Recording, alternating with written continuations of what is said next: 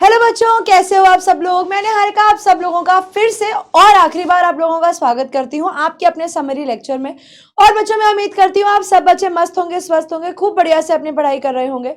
तो बच्चों, देखते ही देखते हमारे समरी लेक्चर के लास्ट टॉपिक पर हम लोग आ चुके हैं, जिसमें हमारी बुक के दोनों प्लेस, एक्चुअली दोनों बुक्स के एक एक प्लेस जो है बच्चे, द प्रपोजल और the book that saved the अर्थ, हम लोग हमारी आज की क्लास में इन्हीं दोनों टॉपिक की समरीज पर बात करने वाले हैं।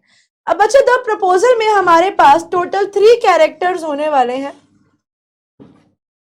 जिनका नाम बच्चे हमारे पास है लोमोव, नटालिया और चुबुकोव, राइट। तो ये 3 कैरेक्टर्स बच्चे हमारी स्टोरी में होने वाले हैं। और वैसे ही the book that saved the earth में हमारे पास 3 मेन कैरेक्टर्स होंगे बच्चे, हिस्टोरियन जो हमें पूरी स्टोरी सुनाएंगे, नूडल और बच्चे थिंक टैंक। तो इस हफ्ते बच्चों आप लोगों को जो लेक्चर आया होगा उसके अंदर आप लोगों को book that saved the earth के क्वेश्चंस पहले मिल गए होंगे due to some technical glitch. तो आप लोगों को बच्चे इसके जो एमसीक्यूज हैं वो आने वाले मास्टर 30 की सीरीज में मिल जाएंगे। और इसके जो क्वेश्चंस हैं वो अभी इस हफ्ते जो आप लोगों का मास्टर 30 आया है, जिसमें एन ग्रेगरी का नाम है, एन ग्रेगरी की जगह वहां पर एक्चुअली जो क्वेश्चंस हैं बच्चे वो book that saved the earth के हैं। तो आप लोग एक बार उसे गो थ्रू कर सकते हैं। अगली क्लास में आपको the chapter of the poem Anne Gregory के भी क्वेश्चंस मिल जाएंगे। तो आइए बच्चों, सबसे पहले टॉपिक की स्टोरी को शुरू करते हैं, जिसका नाम है द प्रपोजल। एंड प्रपोजल बच्चे लिखा गया है बाय गाय दे मॉसपॉन। Now particularly this story tells about what, it tells about the strategic marriages. Strategic marriage का मतलब क्या होता है बच्चे? स्ट्रैटेजिक मैरिज का मतलब होता है जब इंसान ऐसी जगह पर शादी करे जहां पर उसका कुछ ना कुछ पर्सनल फायदा हो रहा हो, जहां पर वो एक ऐसी जगह पर अपना रिश्ता बनाए जहां पर उसे पता है कि उसको कुछ बेनिफिट मिल सकता है। तो बच्चे उसी के ऊपर ये स्टोरी दी गई है। अब हमारे पास बच्चे ये जो कैरेक्टर होगा इस स्टोरी के अंदर, लोमोव, इसको एक बीमारी थी जिसका नाम है बच्चे पैल्पिटेशन। और पैल्पिटेशन की वजह से ये बात बात पर इसको बहुत ज्यादा एक्साइटमेंट होने लगती थी, बहुत ज्यादा नर्वसनेस होने लगती थी किसी ना किसी चीज की, और ये उस चीज पर रिएक्ट करने लगता था। ये 35 इयर्स का था बच्चे, लेकिन ये अभी तक एक बैचलर था। और अब इसने सोचा कि अब समय आ गया है, इससे ज्यादा लेट मैं करूंगा तो मेरी शादी नहीं हो पाएगी, मैं कोई नई लड़की ढूंढूं, इससे अच्छा तो ये है कि मेरी जो नेबर है नटालिया, क्यों ना मैं उसी से शादी कर लूं। और इसीलिए ये नटालिया का हाथ मांगने के लिए निकल जाता है उसके घर पे उसके फादर चुबुकोव से। अब यहाँ पर नटालिया और इस लड़के लोमोव की बहुत सारी अलग अलग बातों के ऊपर डिस्कशंस होती हैं। डिस्कशंस क्या, एक्चुअली लड़ाई होती हैं, और इन लड़ाइयों को ही उस चैप्टर में दिखाया गया है। और ये भी दिखाया गया है कि इतनी सारी लड़ाइयों के बावजूद भी फिर एट द एंड दोनों की शादी हो जाती है। वो कैसे होती है वही हमें देखना है। तो बच्चे, कर्टेन जब उठता है तो लोमोव वहां पर अपने नेबर के घर, जिनका नाम था चुबुकोव, उनके घर पर जाता है। और जब वो वहां पर जाता है तो बड़े ही सुंदर कपड़े पहनकर जाता है। अब चुबुकोव जो था यानी लड़की का फादर, वो बड़े ही क्यूरियस हो जाते हैं उसको देखकर कि आज ये हमारे घर पे इतना तैयार होकर क्यों आया है। और उससे पूछते हैं कि भैया ऐसा क्या उपलक्ष्य था कि आज तुम इतना तैयार होकर आए हो। तो यहाँ पर लोमोव बोलता है कि मैं यहाँ पर एक डिजायर लेकर आया हूं, मैं आपके यहाँ पर एक इच्छा लेकर आया हूं, ही सेज, और मैं यहाँ पर आपसे एक फेवर लेने आया हूं, ही सेज, मुझे आपसे एक फेवर चाहिए। अब मन ही मन हमारे चुबुकोव ने सोचा कि यहाँ पर शायद से फिर से वो पैसा मांगने आया होगा। और मन ही मन वो सोचते हैं कि अगर वो पैसा मांगेगा तो मैं उसे बिल्कुल भी पैसा नहीं दूंगा। लेकिन उन्होंने लोमोव के मुंह पर कुछ नहीं बोला और उसको पूछा कि तुम यहाँ क्यों आए हो। तो ये जानने के बाद जब Lomov, knowing that Lomov had come to invite Chubukov's daughter Natalia's hand in marriage, Chubukov leaves to call Natalia। तो जब जैसे ही लोमोव सुनता है कि उनकी बेटी के लिए एक रिश्ता आया है और ये जो लड़का है वो यहाँ पर उनसे पैसा मांगने नहीं लेकिन उनकी बेटी का हाथ मांगने आया है, तो वो इस बात को सुनकर बहुत ज्यादा खुश हो जाते हैं और उसकी बहुत ज्यादा तारीफ करने लगते हैं। तो basically at this point of time बच्चे हम लोग ये कह सकते हैं कि यहाँ पर the man was double face. जो पापा थे वो थोड़े दोगले किस्म के आदमी थे, क्योंकि उनके मुंह पे बोलने का तरीका कुछ और था। मुंह पर वो थे कि हाँ हाँ बताओ बताओ, और मन ही मन वो ये सोच रहे थे कि अगर ये मेरे से कुछ पैसा मांगने आया होगा तो पक्का मैं इसको यहाँ पर पैसा देने से मना कर दूंगा। तो उन्होंने मुंह पर तो कुछ नहीं बोला, लेकिन जैसे ही उन्हें पता लगता है कि वो यहाँ पर उनकी बेटी से शादी करने आया है तो वो उसे अपना सन बोलने लगते हैं, उसको प्यार करने लगते हैं, उसको बोलते हैं कि वाह मेरी बेटी बहुत लकी है कि उसे तुम जैसा लड़का मिलेगा, एंड ऑल दोज थिंग्स। तो यहाँ पर हम देख पा रहे हैं कि जब अंकल को लगा कि हाँ इस बात में उनका भी फायदा है, तो इस चीज को लेकर वो बहुत ज्यादा खुश हो जाते हैं और अपनी बेटी को बुलाने चले जाते हैं कि नटालिया तुम्हारे लिए रिश्ता आया है। अब उन्होंने नटालिया को डायरेक्टली नहीं बताया कि तुम्हारे लिए रिश्ता आया है, वो नटालिया को जाकर बोलते हैं कि एक मर्चेंट यानी एक ट्रेडर जो है वो अपने गुड्स लेने आया है, यानी एक व्यापारी जो है वो अपना सामान लेने आया है। तो उसके फादर ने इनडायरेक्टली उसको हिंट दी, लेकिन डायरेक्टली उसको ये नहीं बताया कि वो तुम्हारे लिए रिश्ता लेकर आया है। अब लोमोव जितनी देर में वो गया तो उसमें हमें लोमोव की स्टोरी पता लगती है कि लोमोव एक 35 साल का ओल्ड जेंटलमैन था जिसे पैल्पिटेशंस नाम की परेशानी थी कि वो छोटी छोटी बात पर बहुत जल्दी अपसेट हो जाया करता था और उसकी हार्ट बीट बहुत तेज हो जाया करती थी। उसी के साथ साथ बच्चे उसे इंसोम्निया की बीमारी भी थी। इंसोम्निया क्या होता है? इंसोम्निया का मतलब होता है जब इंसान सो नहीं पाता, जब इंसान जाता है तो उसे वो इंसोम्नियाक हो जाता है। तो यहाँ पर उसको रातों को नींद भी नहीं आती थी और अब उसको ये लगता है कि यार अगर मैंने इस एज से आगे किया शादी करने के लिए तो शायद मैं शादी नहीं कर पाऊंगा। और उसको यहाँ पर दिखता है कि नटालिया जो है, क्योंकि उसकी नेबर है और इस समय में वो किसी और लड़की को देखे, ढूंढे, बात करे, समझे, फिर शादी करे, उसमें और साल बीत जाएंगे। तो उससे अच्छा ये है नटालिया जिसको वो ऑलरेडी जानता है, क्यों ना उसी से शादी कर लिया जाए। उसको लगता था कि नटालिया भले ही एक एवरेज लुकिंग लड़की है, यानी वो बेसिकली समझौते की शादी कर रहा है कि भले ही वो बहुत अच्छी नहीं थी, बहुत सुंदर नहीं थी, लेकिन एक ऑनेस्ट केयर टेकर थी और उसे ऐसी ही बीवी अपने घर के अपनी जिंदगी में चाहिए थी। अब जब नटालिया वहां पर आती है तो लोमोव डायरेक्टली उसे ये नहीं बताता कि वो यहाँ पर रिश्ता लेकर आया है, लेकिन एक कन्वर्सेशन शुरू करता है और वो ये बताता है कि नटालिया तुम तो जानती ही हो कि हमारी फैमिलीज जो है वो हमेशा से बहुत अच्छे टर्म्स पर रही हैं, हमारी फैमिलीज जो है वो हमेशा से बहुत ही गुड टर्म्स पर रही हैं और मैं बहुत खुश हूँ कि हमारी फैमिलीज जो है वो हमेशा से बहुत अच्छे टर्म्स पर रही हैं और मेरे को इस चीज़ को लेकर बहुत ही अच्छा महसूस होता है। जब I continuing to speak about his land, और जब वो बात कर ही रहा था और वो उतने में ये बोल देता है कि just as you know that our oxen meadows, वो कहता है जो हमारे ऑक्सन मीडोज हैं, टच योर बर्चवुड, वो कहता है कि हमारे ऑक्सन मीडोज जो है वो तुम्हारे बर्चवुड से टच होते हैं। अब बच्चे बर्चवुड क्या है? बर्चवुड लैंड हुआ करता था नटालिया की फैमिली का। तो उसने बोला कि जैसे तुम जानती हो कि हमारा जो लैंड है ऑक्सन मीडोज वो टच करता है तुम्हारे बर्चवुड को। और बच्चे ये जो ऑक्सन मीडोज जगह है ना, ये एक डिस्प्यूटेड प्रॉपर्टी थी, यानी एक ऐसी प्रॉपर्टी थी जिसके ऊपर अभी भी कलेश चल रहे थे इन दोनों फैमिलीज के बीच में।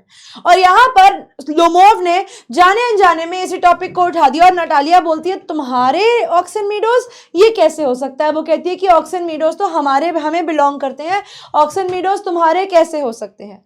नटालिया इस परसेप्शन में थी कि मतलब इस आइडिया में थी कि भैया ऑक्सन मीडोज तो हमारी फैमिली के हैं। और इसी बात पर दोनों के बीच में झगड़ा हो जाता है जब लोमोव बोलता है कि नहीं ऑक्सन मीडोज तो हमारे थे, मेरी ग्रैंडमदर की आंट ने वो लैंड तुम्हारे पापा के बड़े पापा को, मतलब पापा के ग्रैंडफादर को दिया था काम करने के लिए, लेकिन उनके बाद तुम लोगों ने उस लैंड पर तो अपना ही कब्जा जमा लिया। अब तुम ये कहते हो कि वो लैंड तुम्हारा है, लेकिन वो लैंड तुम्हारा नहीं, वो लैंड तो एक्चुअली हमारा है। तो लोमोव ने ये बोला कि लैंड हमारा और चुबुकोव ने बोला कि नहीं लैंड हमारा। अब इन दोनों की लड़ाई हो जाती है और उतने में चुबुकोव जो फादर हैं वो आते हैं और वो पूछते हैं कि क्या हुआ। जब लोमोव बताता है कि आपने इस तरीके से लैंड हमारा था, तो उसके पापा बोलते हैं कि इस लैंड का हमने कभी किसी को रेंट नहीं दिया और रेंट वो देता है जो उस पर काम करता है और रेंट वो लेता है जिसकी वो जगह होती है, तो इसलिए हमने तुम्हें कभी रेंट नहीं दिया एंड दिस मीन्स कि ये जगह तुम्हारी नहीं है। और उसके बाद ये दोनों इतना ज्यादा लड़ने लग जाते हैं। चुबुकोव एंड लोमोव की कहानी इनकी फैमिली तक पहुंच जाती है। लोमोव जो है वो चुबुकोव को बोलता है कि तुम तो क्या ही बोलते हो, तुम्हारी बीवी तो तुम्हें मारा करती थी।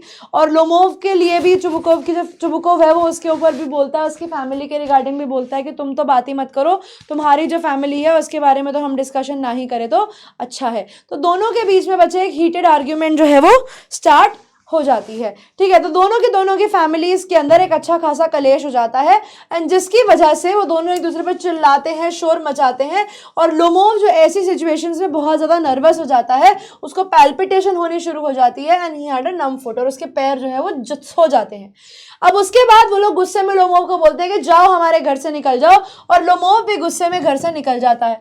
अब जैसे ही लोमोव वहां से जाता है और यहाँ पर चुबुकोव जो था वो बुराई करता है अपने घर में खड़े खड़े कि कि हाँ ये मेरी बेटी से शादी करेगा, ये ऐसा आदमी जिसको सच बोलना नहीं आता। अब उस समय पे चुबुकोव अपनी बेटी के सामने गलती से ये बोल पड़ता है कि वो तो यहाँ पर एक वेडिंग प्रपोजल लेकर आया था नटालिया के लिए। अब नटालिया आज इसको दूर दूर तक खबर नहीं थी कि लोमोव यहाँ पर उसके लिए एक मैरिज प्रपोजल लेकर आया है। नटालिया बहुत ज्यादा सरप्राइज हो जाती है और अपने पापा पर गुस्सा करने लगती है कि आपके चक्कर में वो घर से बाहर चला गया, अगर आपको पता था कि वो मेरे लिए यहाँ रिश्ता लेकर आया है तो आपने उसको हमारे घर से जाने ही क्यों दिया। अगर आपको पता था कि वो मेरे से शादी करने के लिए यहाँ पर आया है तो आपको इस तरीके से उसको जाने ही नहीं देना चाहिए था, ये आप ही की गलती है। और जो चुबुकोव था उसे बड़ा बुरा लगता है कि भगवान कैसे बच्चे मुझे दे दिए कि एक तो मैं इनका सपोर्ट करूं। एक सेकेंड,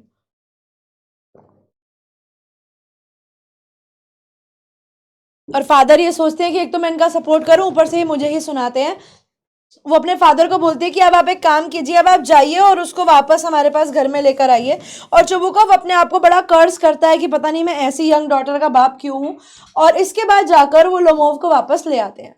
अब नटालिया क्या करती है, नटालिया उसको वापस लेके आने के बाद वो यहाँ पे आके टॉपिक चेंज करने की कोशिश करती है और इनफैक्ट उसको ये भी बोलती है, उसके शूटिंग के बारे में पूछने लगती है कि तुम्हारी शूटिंग कैसी चल रही है, यानी वो गन से जो तुम हिट करते हो एनिबर्ड्स को, वो कैसा चल रहा है। और उसी के बाद उनकी वापस से एक डिबेट। अच्छा, यहाँ पर आपको याद रखना है कि नटालिया ने लोमोव को ये भी बोला था कि मुझे ना याद आ गया कि वो ऑक्सन मीडोज तुम्हारे ही थे, वो ऑक्सन मीडोज तुम ही रख सकते हो, मुझे कोई गलतफहमी हुई थी। और लोमोव भी कहता है कि हाँ हाँ। और उसके बाद दोनों अपनी कन्वर्सेशन आगे जब बढ़ाते हैं तो उसके बाद दोनों की लड़ाई हो जाती है उनके डॉग्स के ऊपर, क्योंकि लोमोव ने अपने डॉग के बारे में कुछ बताया। उसने बताया अब जो उसका डॉग था गेस, उसने बोला कि मेरे गेस को ना कुछ परेशानी हो गई है, मैंने उसे 125 रूबल्स में खरीदा था, लेकिन अब जो मेरा डॉग है ना उसको कुछ प्रॉब्लम हो गई है and is not able to work properly. तो उतने में नटालिया जो है वो उसके डॉगी का मजाक उड़ाते हुए कहती है, वो कहती है कि हाँ तुम्हारा डॉगी तो मैंने मान लिया, लेकिन मेरा डॉगी जो है स्क्वीजर वो बेटर है इन कंपैरिजन टू लोमोव्स गेस। वो कहती है कि मैंने उसको 85 रूबल्स में खरीदा, मैंने उसे तुमसे सस्ता खरीदा, लेकिन मेरा डॉग सस्ता होने के बाद भी तुमसे बेटर है।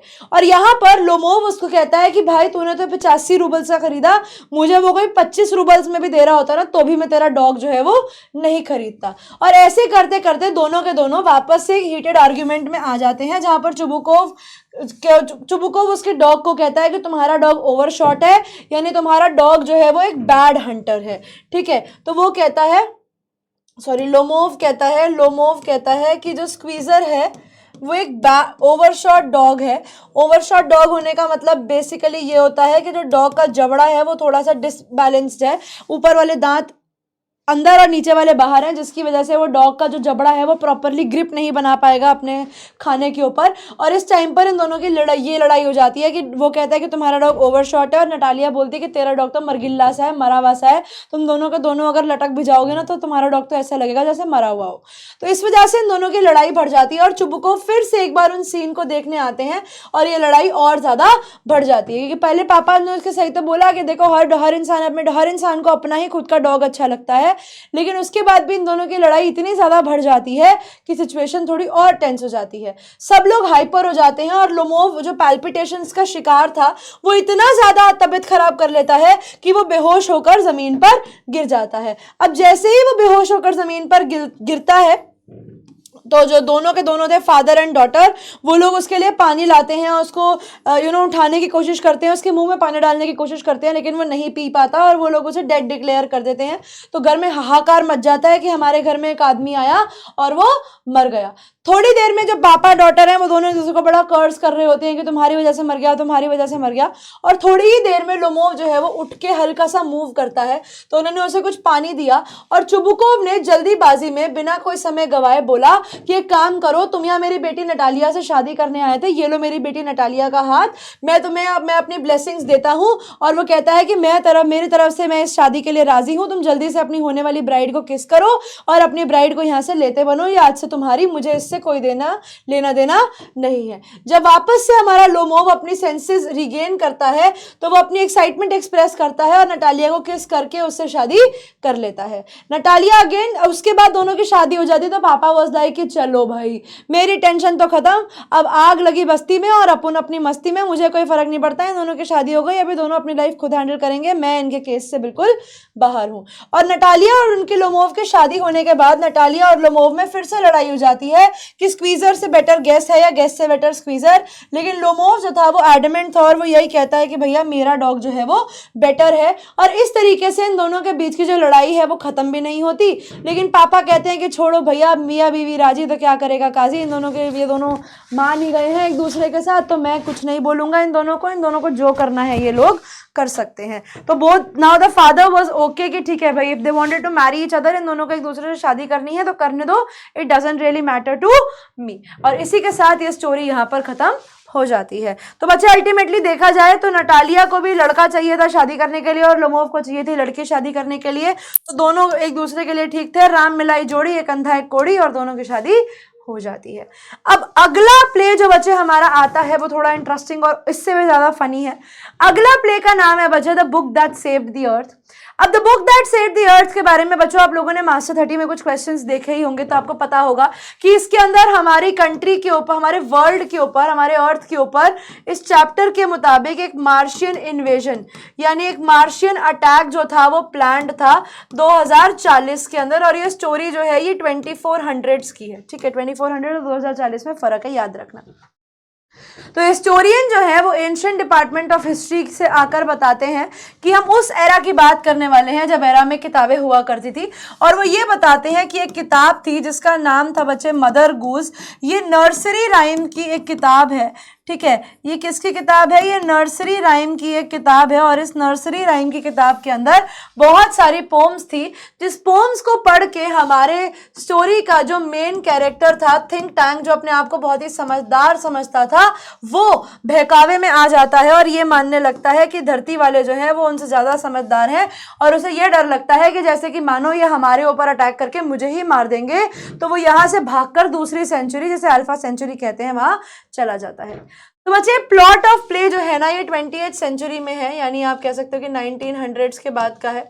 All the characters of the play are imaginary characters and have weird name, जैसे chief think tank, noodle, captain omega, lieutenant iota, sergeant ऊप एटसेट्रा। तो बड़े अजीब अजीब से इनके नाम हैं। तो यहाँ पर बच्चे जो हमारा मेन कैरेक्टर है वो थिंक टैंक है, जो अपने आप को मार्स का सबसे इंटेलिजेंट मार्शियन समझता है, जो बेसिकली ये समझता था कि मार्स पे जितने भी लोग हैं या जितने भी एलियंस हैं, उन सारे एलियंस में से सबसे समझदार एलियन कौन सा भैया? सबसे समझदार एलियन हमारा थिंक टैंक था। टू डिसाइड, ओके, अब इसने क्या डिसाइड किया कि ये प्रिमिटिव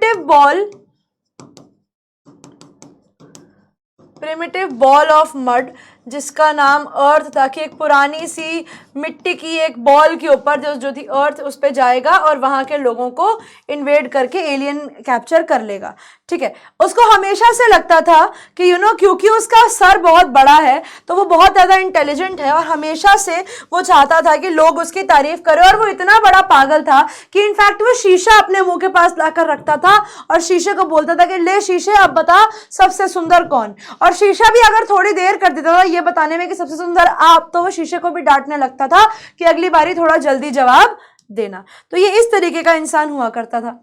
अब यहां पर बच्चे इन्होंने 3 लोगों को भेजा जिनका नाम था ओमेगा, आयोटा और ऊप, और उन्होंने बोला वो बेसिकली ये देखना चाहते थे कि किस तरीके की जिंदगी अर्थलिंग्स यानी धरती पर रहने वाले धरतीवासी कैसी जिंदगी जीते हैं।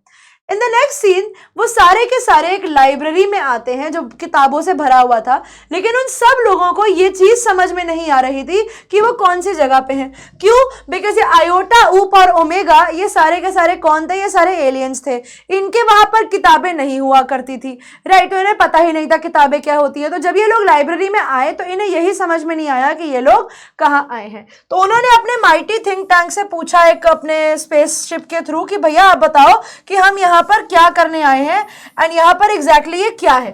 तो थिंक टैंक जो है वो कहता है कि जो तुम्हारे सामने है वो एक सैंडविच है और तुम्हें इसे क्या करना है? तुम्हें इसे खाना है। बिकॉज अर्थलिंग्स क्या करते हैं, अगर आप किताब देखो तो वो कह रहे हैं कि किताब का ये हिस्सा ऊपर वाली ब्रेड, ये नीचे वाली ब्रेड और ये पेजेस जो है ये बुक की फिलिंग, ये मतलब हमारी सैंडविच की फिलिंग हो गई। तो उनका कहना ये था कि किताबें जो हैं वो एक सैंडविच है और अर्थलिंग के जो लोग हैं वो इसे खाते हैं। तो उन्होंने खाने की कोशिश करी, लेकिन वो ये कहते हैं कि उन्होंने उन्होंने इसको खाया तो जो हमारा आई थिंक आयोटा था, आयोटा ये बताता है कि ये तो ड्राई एज मार्शियन सैंड है। वो कहता है कि सर ये तो बिल्कुल मार्स की सैंड जैसा, मार्शियन डस्ट, मार्शियन सैंड जैसा फीक वो है, ड्राई है, ये मैं खा तो नहीं सकता। उतने में उनका क्रू मेंबर सार्जेंट टूप जो है वो बुक खाता है और कहता है कि सर ये तो कुछ अजीब सी बात है सर, ये खाने का तो चीज़ पक्का नहीं है। लेकिन वो कहता है कि सर इसका टेस्ट बिल्कुल भी अच्छा नहीं है और इस कंक्लूजन पे आते हैं कि सर ये खाने की चीज़ तो पक्का नहीं है। थोड़ी ही देर में नूडल जो काफ़ी समझदार था वो राजा को कहता है कि सर मुझे ऐसा लगता है, थिंक टैंक को कहता है सॉरी, कि सर मुझे ऐसा लगता है कि ये जो चीज़ है ना ये किसी कम्युनिकेशन के लिए यूज़ की जाती है, शायद ये लोग इस चीज़ को अपने कान पर लगाते हैं और इसे सुनने की कोशिश करते हैं। तो उन्होंने कान पर लगाकर भी सुनने की कोशिश करी, उन्हें कुछ सुनाई नहीं दिया।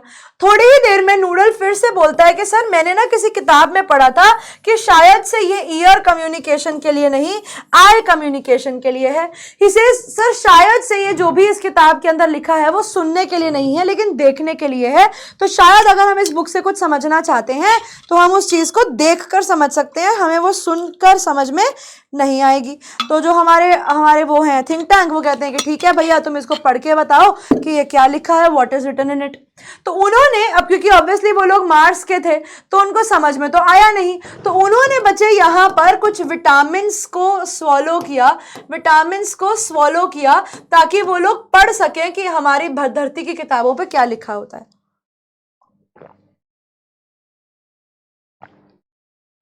All the crew members started opening and reading the book, और उन्होंने जब बुक को पढ़ा तो उस बुक का नाम था मदर गूस, लेकिन उन्हें कुछ समझ ही ना आया कि इसके अंदर लिखा क्या है। तो नूडल ने वापस से, देखो नूडल यहाँ पर कितना समझदार है, उसने बोला कि सर हमारे जो केमिकल डिपार्टमेंट है उन्होंने कुछ विटामिन पिल्स दी हैं जो हमारी इंटेलिजेंस बढ़ा सकती हैं, और वो कहता है कि अपने जो तीनों को आयोटा, ओमेगा और ऊप को बोलो कि वो पिल्स को खा लें ताकि वो इन सैंडविचेस को पढ़ पाए। और उन्हें अभी भी ये नहीं पता कि जो वो पढ़ रहे हैं वो दे आर कॉल्ड बुक्स।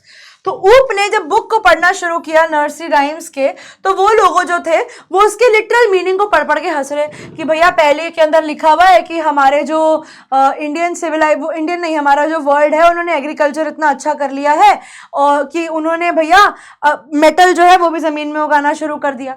जब पढ़ते पढ़ते वो उसके मीनिंग निकालने लगे तब उन्हें लगता है कि सिचुएशन जो है वो उतनी भी अच्छी नहीं है जितनी हम लोग समझ रहे थे। Think tank calls the Martian team and says that they gathered some information about earthlings, and वो कहते हैं कि आप लोग जो है हमारा ये जो इन्वेजन है अभी थोड़ी देर के लिए रोक दो। बिकॉज सबसे पहली पोम बच्चे जो वो लोग पढ़ते हैं, पहली पोम के अंदर वो लोग ये पढ़ते हैं, ये आप लोग तीनों पोम्स के बारे में याद रखेंगे, ये आप लोगों को लॉन्ग आंसर में भी देखने को मिलेगा। पहले के अंदर वो ये बेसिकली ये कहते हैं कि हमारा जो एग्रीकल्चर है वो काफी एडवांस्ड एग्रीकल्चर हो गया है, क्योंकि अब हम लोग क्या कर रहे हैं, हम लोग यहाँ पर मेटल्स भी ग्रो कर रहे हैं, मेटल्स जैसे सिल्वर और कॉकल शेल्स, हम लोग मेटल्स ग्रो कर रहे हैं। तो हो सकता है कि हम लोग एक्सप्लोजिव्स भी ग्रो कर लें, तो हो सकता है कि हम लोग बम पटाखे भी जो हैं उनको भी ग्रो कर लें और हम उन्हें यूज करें फिर उसके बाद अटैक करने के लिए इनके सिविलाइजेशन को। सेकंड, जब वो हे डिडल डिडल पढ़ते हैं तो बच्चे हे डिडल डिडल के अंदर ये लिखा हुआ था, पहली वाली का नाम था मिस्ट्रेस मैरी, ठीक है, पहली वाली का नाम क्या था बच्चे, पहली वाली का नाम था मिस्ट्रेस मैरी, सेकंड वाले का नाम था हे डिडल डिडल। अब हे डिडल डिडल के अंदर बच्चे वो लोगों को लगता है कि ये लोग तो भैया बड़े ही हाई लेवल ऑफ सिविलाइजेशन में रहते हैं। हाई लेवल ऑफ सिविलाइजेशन का मतलब हो गया कि इनके यहाँ पर तो इन्होंने काऊ को फ्लाई करना सिखाया हुआ है, ठीक है, गाय को उड़ना आता है, डॉग के पास एक सेंस ऑफ ह्यूमर है, डॉग जो है वो जोक्स पर हंसता है, इन्होंने यहाँ पर कैट्स जो हैं वो सिंग करती हैं, तो यहाँ पर डॉग जो है उन्हें एनिमल जो है उन्हें म्यूजिकल इन्फो भी दिया जाता है, उन्हें गाने बजाने सिखाया जाता है, और स्पून्स और डिशेस जो हैं, ठीक है, चम्मच और प्लेट जो हैं वो एक दूसरे के साथ भाग जाती हैं। तो बेसिकली वो ये कहता है कि ऐसा भी तो अगर वो लोग इतने आगे बढ़ चुके हैं कि वो अपने एनिमल्स को भी इतना सब कुछ करना सिखा चुके हैं, तो ये ना हो कि हमारे ऊपर काओ का इंटरप्लानेटरी इंटरप्लैनेटरी अटैक ना हो जाए, इसे कहीं ये लोग हमारे ऊपर ही अटैक ना कर दें, कहीं millions and millions of cows यहाँ पर ना आ जाए।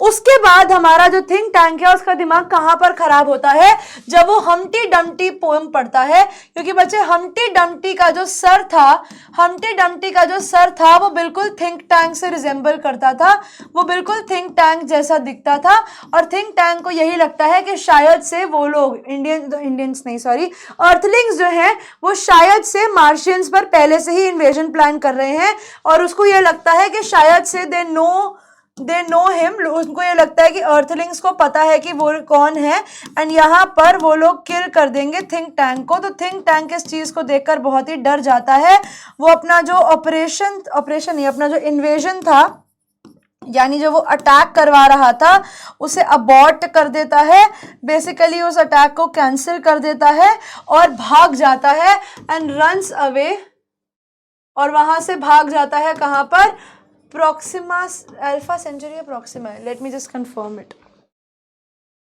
मैं बहुत कंफ्यूज हूँ कि वो कौन सी सिविलाइजेशन भागता है।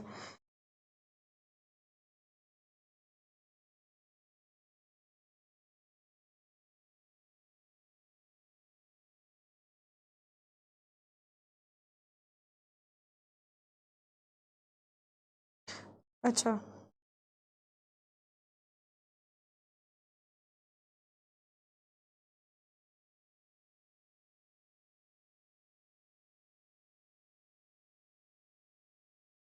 अल्फा सेंचुरी, अल्फा ही है।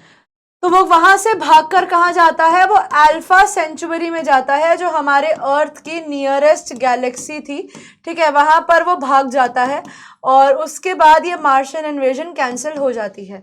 लेकिन स्टोरी में प्रेजेंट में जाकर हमें ये पता लगता है, ऊपर at the time Humpty Dumpty and saw all the picture of Humpty who look like think tank, think tank जब इन्फरेंस निकालता है कि अर्थलिंग्स को पता है कि वो कौन है और उसे मार देंगे, तो उसने अपनी टीम को बोला कि भाग जाओ यहाँ से, और इस तरीके से एक पुरानी बुक्स ऑफ राइम ने धरती को मार्शियन इन्वेजन से बचा दिया। और चैप्टर ये खत्म होता है कि जब राजा भाग गया, किंग भाग गया, थिंक टैंक भाग गया, तो noodle was the king, noodle जो था वो राजा बना दिया गया, और उसके बाद इनके गुड रिलेशंस एस्टैब्लिश हो जाते हैं धरती वालों के साथ, ठीक है, गुड रिलेशंस विद अर्थ। और उसके बाद अर्थलिंग्स ने इन्हें यह भी बताया कि जो तुमने पढ़ा वो बुक थी और जो तुमने खाए थे वो सैंडविचेस होते हैं, तो दोनों चीज़ों में फ़र्क होता है। और उसी के साथ साथ नूडल जो कि एक बहुत ही समझदार इंसान था, उसने मार्स के ऊपर एक इंडियन नहीं सॉरी अर्थ की लाइब्रेरी भी खुलवाई, ताकि वहाँ के लोग जो हैं मार्सोपॉलिटन सिटी के अंदर, ताकि वहाँ के लोग जो हैं वो धरती की किताबों को पढ़ पाएं। और इसी तरीके के साथ बच्चे हमारा final chapter with the final syllabus खत्म हो जाता है, एंड इसी के साथ बच्चे हमारी समरी सीरीज जो है वो यहीं पर कंक्लूड होती है, यहीं पर एंड होती है। सो थैंक यू ऑल बच्चों, आई होप आप सब लोगों को सब कुछ समझ में आ गया होगा। अगर आप लोगों को कोई भी डाउट है तो बच्चे आप लोग मुझे कॉमेंट सेक्शन में बता सकते हैं। इसी के साथ बच्चे फाइनली हमारा लेक्चर हो जाता है खत्म। तो आई होप ये आप लोगों को समरी सीरीज हेल्प करेगी, एंड ऑल द बेस्ट बच्चों for your examination, and do best, give your best. आप लोगों के लिए लास्ट एक मास्टर 30 जो इसका एक्सटेंडेड सीरीज आता है, जिसके अंदर आपको जो भी समरी कराई जाती है उसके क्वेश्चंस मिलते हैं, तो एक बार आप लास्ट मास्टर 30 जो आएगा नेक्स्ट वीक, लास्ट लेक्चर, उसको भी अटेंड करेंगे, ताकि आप लोगों को जो भी डाउट हैं वो आपको क्लियर हो जाए। इसी के साथ बच्चे ये सीरीज को यहीं पे करते हैं समाप्त। Thank you all for being a part of my classes. I hope you guys have understood everything. अगर आपको कोई भी डाउट है तो आप लोग मुझे कभी भी पूछ सकते हैं। इसी के साथ बच्चों मेरा आ गया है समय आप लोगों से विदा लेने का। Thank you all, bye bye everyone, and all the very best. Bye bye all.